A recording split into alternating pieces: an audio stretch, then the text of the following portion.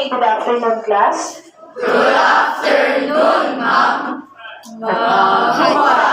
Please be seated. Grade 7 maaga. Okay.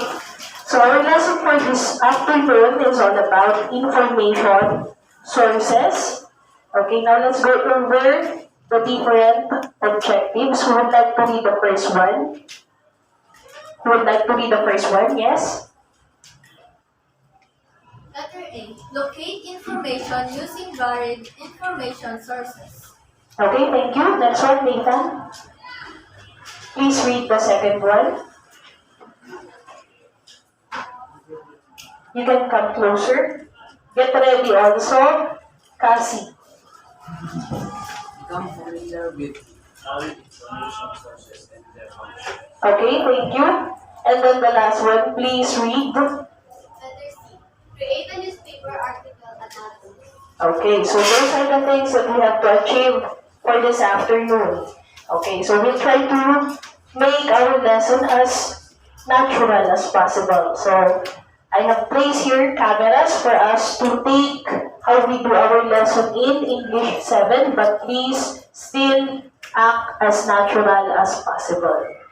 Okay, so we will start with our lesson with this video entitled Talk to My Parents. So personally, this is how to talk to my parents. Okay, so before we watch the video, we have here some questions.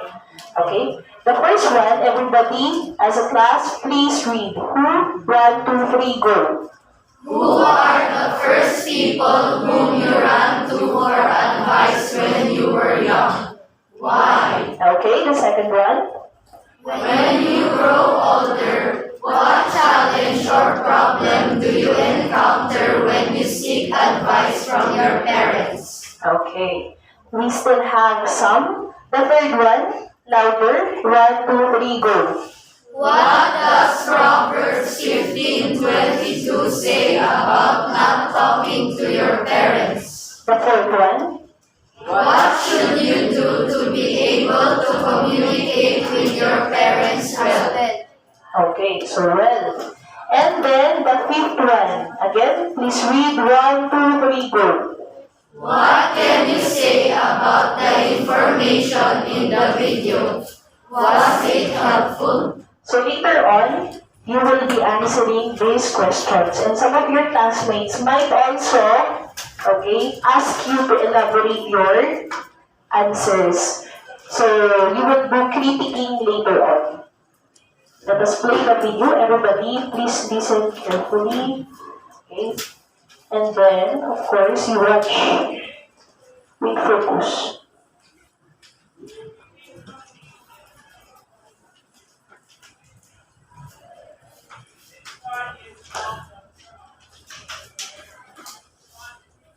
When you were younger, your parents were probably the first ones you ran to for advice. But now you might feel that your parents just don't understand you. Deep down, you still want to talk to them. But what if you try and you feel they just aren't listening? Well, you could raise your voice, but shouting won't make your parents more receptive and won't show them the respect they deserve. You could give your parents the silent treatment, but the Bible suggests at Proverbs 15:22 that things only get more frustrating when you don't talk. So saying nothing really gets you nowhere. It's smarter to just wait for a better time to talk. Or you might even write them an honest but respectful letter expressing how you feel. But what if the situation is flipped? Yeah, that's right. Your parents want to talk, but you don't. Maybe you had a bad day at school. It's true that choosing to talk when you don't feel like it could mean the conversation will be forced, which makes everyone tense and leads to poor communication. But refusing to talk means you'll still be stressed, and your parents might think that the problem is bigger than it is. Or worse, that you're hiding something. Instead, you could start off talking with them on a subject that isn't as stressful, or even one that makes you happy. That will ease the tension. or get rid of it altogether. The bottom line, your parents want to help you, and you can use their help. So, choose your words carefully, deliver them respectfully, and think of your parents as friends, not enemies.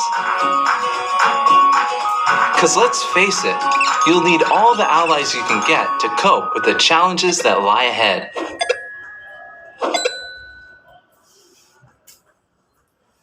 Okay, so let's go back to the questions that I asked you.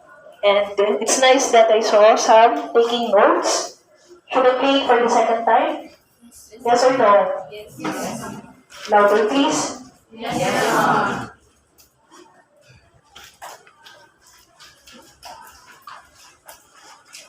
When you were younger, your parents were probably the first ones you ran to for advice. But now you might feel that your parents just don't understand you. Deep down, you still want to talk to them. But what if you try and you feel they just aren't listening? Well, you could raise your voice, but shouting won't make your parents more receptive and won't show them the respect they deserve. You could give your parents the silent treatment, but the Bible suggests at Proverbs 15:22 that things only get more frustrating when you don't talk. So saying nothing really gets you nowhere. It's smarter to just wait for a better time to talk. Or you might even write them an honest but respectful letter expressing how you feel. But what if the situation is flipped? Yeah, that's right. Your parents want to talk, but you don't. Maybe you had a bad day at school. It's true that choosing to talk when you don't feel like it could mean the conversation will be forced, which makes everyone tense and leads to poor communication. But refusing to talk means you'll still be stressed, and your parents might think that the problem is bigger than it is, or worse, that you're hiding something. Instead, you could start off talking with them on a subject that isn't as stressful, or even one that makes you happy. That will ease the tension, or get rid of it altogether. The bottom line, your parents want to help you, and you can use their help. So, choose your words carefully, deliver them respectfully, and think of your parents as friends, not enemies. Because let's face it, you'll need all the allies you can get to cope with the challenges that lie ahead.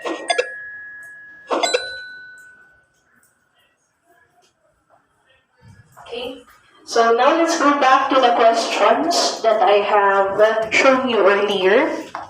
Please get ready with your individual answers. And if you want to, you could also ask follow-up questions to your classmates. Okay, so the first one is, who are the first people whom you ran to for advice when you were young? And why? Who would like to answer the first one? Okay, Eliatsky. The first people I ran to for advice when I was young are my parents because they are the most close to me when I was young and I was more comfortable with them than anybody else. Okay, thank you. Well said. Okay, how about the others? Do you have the same answers? How about the second one? So let's go to the second one. When you grow older, what challenge or problem do you encounter when you seek advice from your parents? So comparing before and now, what challenge or what has changed between you and your parents or among you, your mother and father, with the way you tell things to them? Let us ask Matt Joel. Okay, so what has changed? Do you still say the same concerns to them?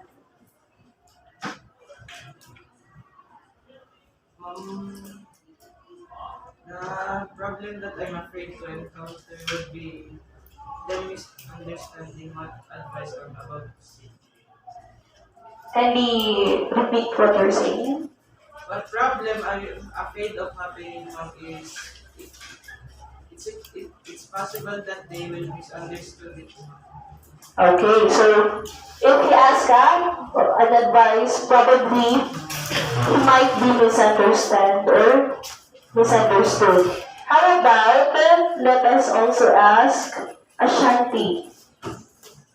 Okay, so was there a change in the topics that you are talking with your parents? Yes, there are many changes. Well, not like few, it's like many changes. I would say that whenever I ask a question to my parents about a certain topic, uh, it mostly goes in a awkward kind of vibe where it would be a bit difficult for my parents to like talk to me since I'm growing older and I'm starting to understand things that I used to not really think or care about when I was much younger. But it's okay if that would happen. It's okay that that happens because it's normal that as you grow older it gets a bit awkward, but then later on it's perfectly fine since it's really normal to talk about other kinds of things that might feel kind of wrong to talk about, the changes on the bodies or whatever. Okay, so well elaborated. Now, would you agree with her? Let me repeat my question. Would you agree with her, Eric? Can you tell everything to Ma'am Vilma? All of your concerns in high school, can you tell it all to her? No, why? Sometimes, this is class. Um, we don't have the bond when we were. Wala na po yung bond namin nung simula nung lumaki ako. And it's hard na mag-open up sa kanila. Since like, naabala sila sa school, work, gano'n. Hindi ko lang pinasasabi sa kanila yung problema ko na ano ko dito is. Okay, so thank you for that sharing. I understand. Napakaganda, di ba? So there are things na hindi na natin masabi sa ating mga magulang. For example, what are the things that you can no longer say freely to your parents, or what are these concerns? Simon. So the video showed some, but maybe you have also your own concern. What are the things that, or what are the topics that you cannot talk about your mom or dad because you find it awkward to talk with them? About relationships. Okay, about relationships. Thank you. Please sit down. I will no longer ask why. How about you, Earyl? About low grades. About? About low grades.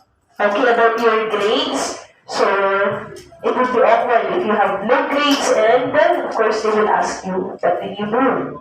Okay.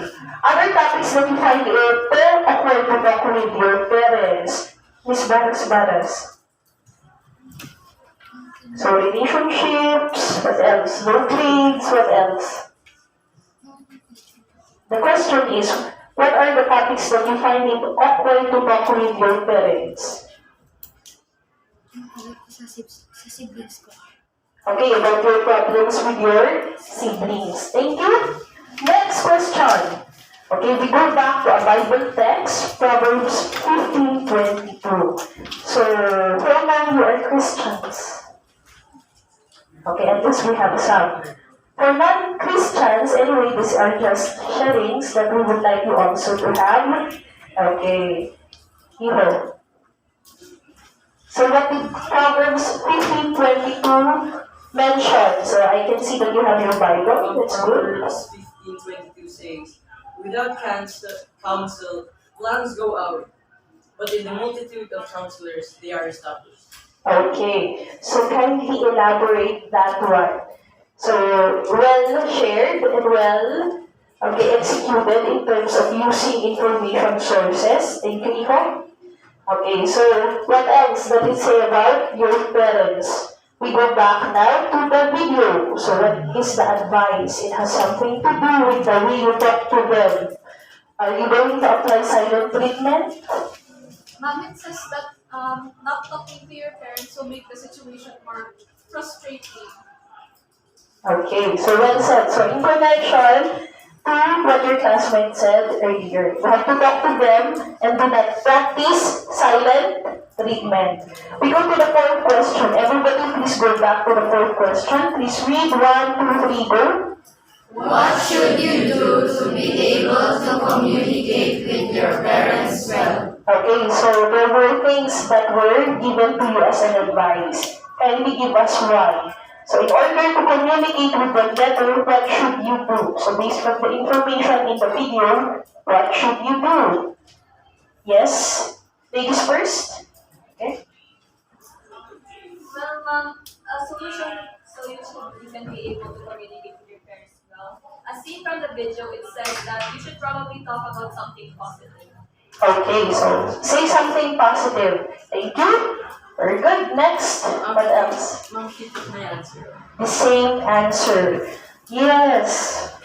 Simon first, then the lady. Mom, you should be respectful when you're talking to them. Okay, practice respect. Is there more? Well, mom, you don't have to talk to your parents. I mean, it's not. Wait, sorry, even if you and your parents don't have a very close bond, it is better to open up, but in a way where you approach it gently, not in a way that it just suddenly mention the concern that you're talking about. Okay, so still when you approach them, do not show that in your face. Instead, still be positive. Okay, overall, treat them as who? As friends, as your friends. Okay, I think this would be the last question for this video. Okay, so what can you say about the information in the video? Was it helpful or wasn't helpful? Why? So this time, let's give it to you. I thought you are not Joel. So this is Johan. Okay, so Johan. So do you find the video information useful and why? Ma'am, it was like because in the video, tinanong ko ako na kung paano po mag-communicate sa mga magulang. Okay, so natutunan mo kung paano ka makikipag-usap ng maayos sa iyong magulang. Meron pa ba? Yes, Miss Kimau? It was helpful. It was helpful for me because it showed me the proper steps or ways to communicate to my parents, and it showed me how to not treat them as a stranger or someone who is basta someone who is uncomfortable or awkward to talk to, but treat them as your friends or someone you love very much that you can feel comfortable with them every day. Okay, so draw them closer to you. Thank you for your answers. Okay, everybody is commendable. Now let's go to research. So going back to this one, which I think you have been doing in your science class or subject in your elementary until now, can you give us a definition of research? Okay, so going back to research. Yes, Ms. Kimau? In my perspective, research is gathering information and after that, organizing it to at least share or keep it with you if you need to study or if you need to say something to your friends. Like for example, if your friends ask how is the steps of Panagana dancing, you can research about it, gather information, and you can share it to them. Okay, thank you. So all is there. Keywords are gather information, study, and to be shared later on. Well defined. Next one. Everybody please read the next question. 1, 2, 3, go. What are info sources or references? Okay, so what are info sources or references? So kindly give us a general meaning, yes? And Info sources or references, it is where you get information from. It could be factual, like medias, like newspapers, magazines, and many more. okay, so from the word itself, it is where we get the information. Thank you. Would you like to add, Samantha? Is there more? Okay, so those are our info sources. let us proceed. This time, this column only, kindly read the definition. So what are the examples? 1, 2, 3, go. What are the examples of information sources? Okay, can you give us one? What are the examples of information sources? Melanie. Okay, so we have websites. What else? Yes. Newspaper. Yes. Podcast. Is there more? Here. Images. Okay. Last one, Mr. Behar. Okay, videos. So, all of your answers are correct. Now, the question is, how are we going to use them? So, it's good that you know how are the examples of the sources, but how are we going to use them? So, the first item that you can see here in our screen, we have the dictionary. So, how are we going to make use of the dictionary? Eliaski. Samantha, get ready. Mom, we can make use of the dictionary if we're trying to find a definition of a word. Okay, finding a definition of a word. Would you agree with her? Let me ask Earyl. Would you agree with her? Yes, ma'am, I agree. Why? Because sometimes the word is vague, vague. Like you don't know the meaning. So when you read the dictionary and look for the word, you can find the meaning. Okay, good support. Thank you. Okay, next one. How about this one? So, what am I and how will you use me? What am I and how will you use me? So, this time, let's call Lance. That is an example of a video, and videos are used so that we can get the how they are doing it or the steps they are doing it. Okay, well said. But, would you agree with her or him? Let me ask first, Boynet. Would you agree with him? Why? For example, you're planning to do English dance, there are steps in which If you're planning to do an Igorot dance, what you have to do is to... watch that video. Okay, so to watch the video. Thank you for your answer. Okay, so good job. How about this one? What am I and how will you use me? Again, what am I and how will you use me? Ashley. So, what can you see there? Okay, Baguio City history. An image. Okay, thank you. So, how are we going to make use of images? Yes, Iha. Mom, and looking at the picture, you can easily see what history looks like before, and it is an easy way to gather information by just glancing and analyzing. Okay, so simply by glancing, we can go back to the past and learn their ways before. Okay, well said. Congratulations for your analogy. Okay, next, how about this one? This one is more modern. Let me ask also Eliza. So, what am I and how will you use me? Ma'am, it's like podcast. And you're using podcast so that you can hear what the person is telling you. And you can know other information. Okay, thank you. So, what are the usual topics that you are interested in when listening to podcast? What are the topics that you find interesting when you are listening to podcast? Reggie. Where is Reggie? Oh, I thought she was Reggie because of the same plan. Okay, anyway, Iha. So, have you heard the podcast before? Not yet. How about the others? Not yet. But what? Yes, Samantha? Ma'am, podcasts are usually they give you information through audio, but it doesn't have visual. Okay, so the main purpose is for us to listen. Are we still awake? Okay, that's good. And the last one. So we have here panagbunga. Everybody say panagbunga. So it's not panagbenga. It is panagbunga. What is the meaning of panagbunga?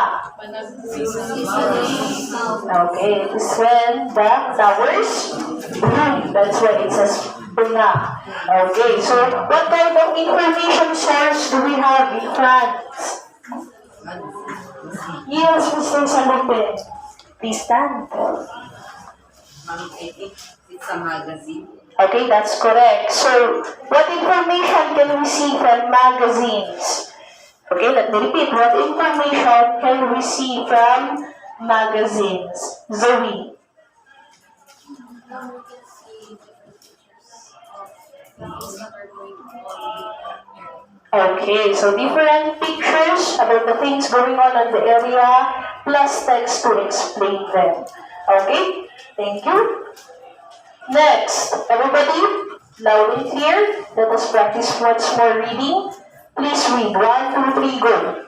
When conducting a research, why do we need information sources? Okay, so we'd like to answer that. So, when conducting a study, okay, why do we need our references? I think you are familiar with this as journalists because you have been mentioning this letter P word. Okay, so we'd like to answer first. You first? Okay, yeah. Ma'am, we need information sources for us to get a deeper understanding of the topic that we are writing a news article on first. Okay, so deeper understanding, for example, writing a news article, well said, Ivo? Yes. Not to give credit to the sources and to avoid plagiarism. Okay. And also for our research to be accurate. To be accurate and reliable and avoiding plagiarism. What is plagiarism? Plagiarism is an act of taking another person's work and claiming it as your own. You can either do this by the literature of another person, copying it word by word, or by the artwork of a single person that you just praised. Okay, so it's like cheating. Now, thank you for that information. At least we are familiar with plagiarism. Okay, next question. Please read as a class. 1, 2, 3, go. As a grade 7 student, why do we need information? Okay, personal application, that's because you're a journalist. But as a grade 7 student, you relate it to your other subjects. Okay, so why do you need information in Filipino, math, science, etc.? Okay, so would like to answer? Yeah? Gustav? Get ready also, Elisha. Ma'am, we need to find information for our subjects to know what they are going to do and what is the topic. Okay, so for you to be able to be prepared for, let's say, the questions that you have to answer, and the teacher was not able to tell it to you, or he or she gave it to you as an assignment, unless you are ready. Thank you, Elisha. Kindly give us the reason why we need information, but let us talk about math. We need information to deepen our understanding on lessons, especially if we haven't understood what the teacher said. Okay. Please give us a topic in math wherein you did your research. Personal experience, Mr. Behar. Polynomials. What about polynomials? What was your problem with polynomials?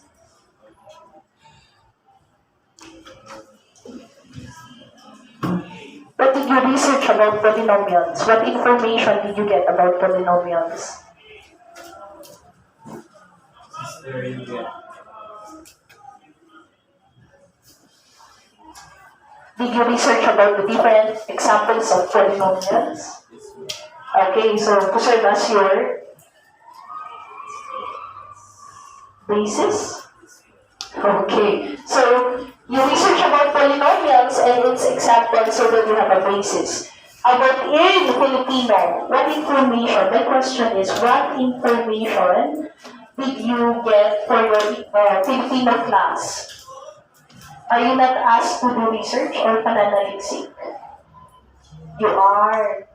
So, sino ang mga tauhan sa ibong Adam na di ba that is the research? Okay, getting information. So, kindly give us also math. Please stand. Please stand. So, how about in ESP? What information were you able to get in ESP? I was able to get the different core values. Okay, can you give us one core value? Makatao. Oh, makatao. Can I change it? You can also add makatao, maka-Diyos. What else? Or give it all? Okay, why not give it all? Makakalikasan. So, makatao, maka-Diyos, makakalikasan, at okay, makabansa. So, unfortunately, maagat is not part of the core value, but of course, we have to practice that because that is part of pagiging makatao. Okay? So, pwede naman siya sa pagiging makabansa. Okay, thank you for your answers. Now, how can we find the right information we need for a specific purpose? Let's say, okay, you need to practice solving for polynomials. What type of information source would you use? Let us call Miss Lumaang. So, solving polynomials.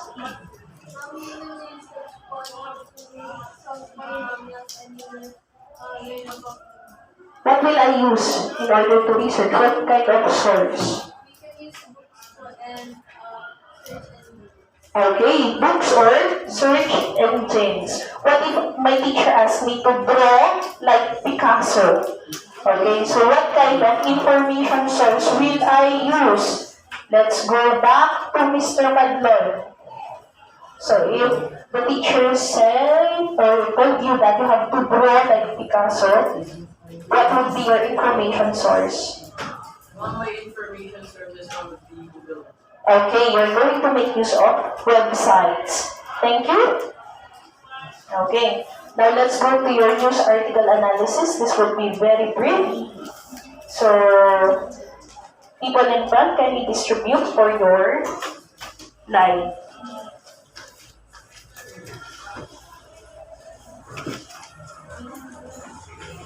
Extra copies, please give it to this group.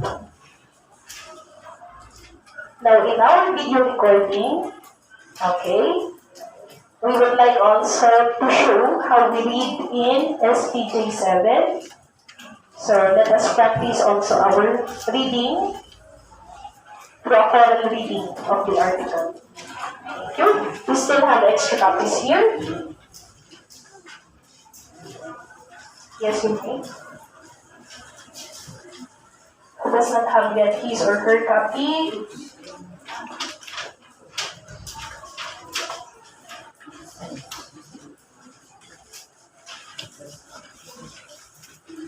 So this will be the last part of our lesson. Now may I request also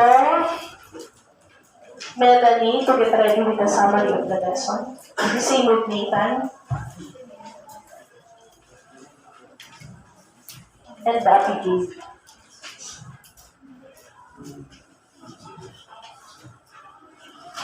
So, never mind class the activity about the information sources because that's the content of the discussion. Please go directly to the different articles.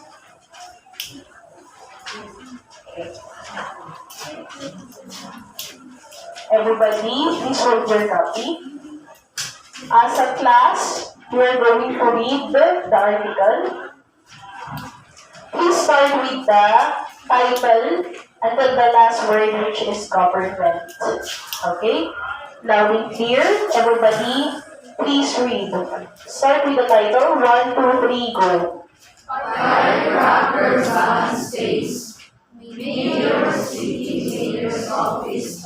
Public Information Office. Louder. The existing ban on the use, sale, and manufacture of firecrackers in the city will be strictly implemented to prevent injuries caused by legally and illegally bought pyrotechnics in the city. Mayor Benjamin Magalong said the city government is maintaining its long-running stance based on Ordinance Number 144, Series of 1951, amended by Ordinance Number 53, Series of 2009. The ordinance prohibits the sale and explosion of firecrackers and fireworks within the city limits, except on special occasions such as fiestas, celebration of important events for which a written permit is granted by the city mayor. To discourage people from using firecrackers, the city had in the past years organized community fireworks displays to prevent possible accidents aside from minimizing smoke emission caused by the firecrackers. This year, the city prepared a New Year's countdown program at the Melvin Jones, which is expected to include a fireworks display. Ordinance Number 53, Series of 2009 states, there shall be a total ban at all times in the city of all kinds of firecrackers prohibited by the national law. Any person, firm, entity, or corporation violating the provisions of the city ordinance will be punished according to the gravity of their offense. The prohibited firecrackers include a triangle, reventador, 5 stars, Watusi, Laka, Kilowatts, Mother Rocket, OG, firecrackers without labels, and others of similar nature. It will also include all firecrackers and pyrotechnic devices banned by the national government. Okay, thank you. So we'll just make it as a brief analysis of this news article. The first question is, okay, what is the source of information in that article? So it is asking about the source, information source. Please give us your answer. Angela. Angela Divine. So, but where did we get the information? Okay, but it was written on what? A specific type of information source. Yes, it is from the newspaper. Thank you. Angela, give me a number. Number. Huh? And get the 2 from the 26. Okay, so what is the title of the article? So let's start here. 1, 2. What is the title of the article?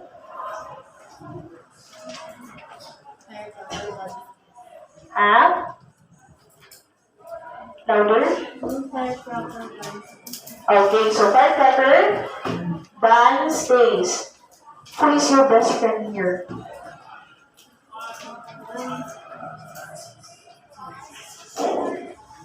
Yeah, it's Francis. By the way, look at him. Francis, next question. Sir, what is the meaning of the word ban?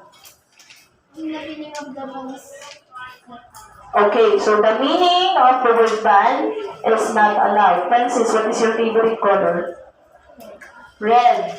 Okay, so let us pass it on to Iha. Please stand. Next question is, who banned the use of firecrackers? Okay, it was the City Mayor Benjamin Magalong. Iha. So, what is your favorite color as well? Huh? Green. Okay, so it's blue. So let us call on Simon. Because I have been calling Matt earlier. So the next question is, so what was the ordinance that prohibits the use of fireworks? It states that you cannot use fireworks. What is that ordinance? It is found in our news article. Ordinance number 53, series of 2009. Okay, so what does it state? Please read. States there shall be a total ban at all times in the city of all kinds of firecrackers prohibited by the national law. Okay, that's correct. Simon, who is your best friend? Sorry to choose. Tim. Okay, Nathan, please stand. Okay, so why are firecrackers banned in the city? What is the reason? Okay, one is to prevent possible injuries. What else?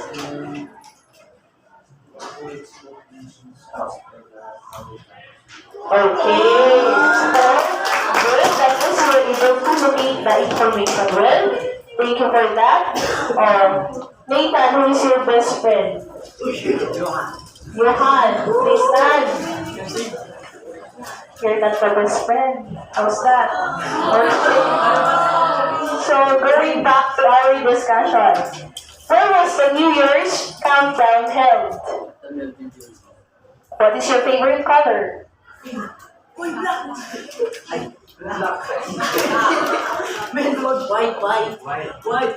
Melon black. So it was held at the Melvin Jones color? No color means white. Please stand. Okay, so let us call on you, Rubilin. Yes. So next, it's Rubilin. Rubilin. True or false, there shall always be the use of fireworks at all times. True or false? Why? Yes, you may speak in Filipino.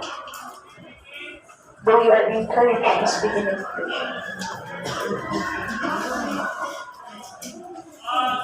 So it's false. We cannot use fireworks because, in relation to the answer of Nathan, it will cause.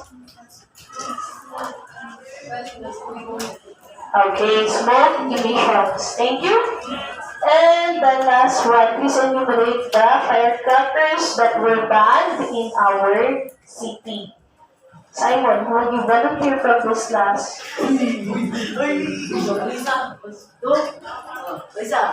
Okay, so please do the honors. So what are the firecrackers that were, firecrackers that were not allowed here? Big fireball, prevent the door, button cake, clapper, steel box, mother rocket, OG, firecrackers, volcanoes, and others. Okay, so we have a lot, such as the P-box, the OG, etc. Okay, so good. At least we were able to analyze and provide information for the following questions. Now, kindly give us a summary of our lesson. So, to sum it up, what are the things we talked about for this lesson? Let's go back to, I'll change the people I called earlier. So, let us call on Eliansky first. Please give us a summary. Yes. We talked about the information, the different kinds of information sources, and we watched the video about talking to your parents, and we analyzed and read a news article about the prohibitance of firecrackers. Okay, thank you. So, how about Ashanti? What is your reflection? Is this useful? Is this lesson useful for you as a grade 7 student? Why? This information that I have learned is very useful to help me improve myself and continue improving myself the further I go. Okay. Well, in addition to what Erin said, sources are simply documents or other forms of information used to support claims made in a piece of research. Yes. Next one. Moving on, an example of this so-called source is Google. Google is a research engine that can be accessed for free that provides a comprehensive source for academic research. Just like Google, there are other types of search engines. For example, Bing, Yahoo, DuckDuckGo, Firefox, and many more.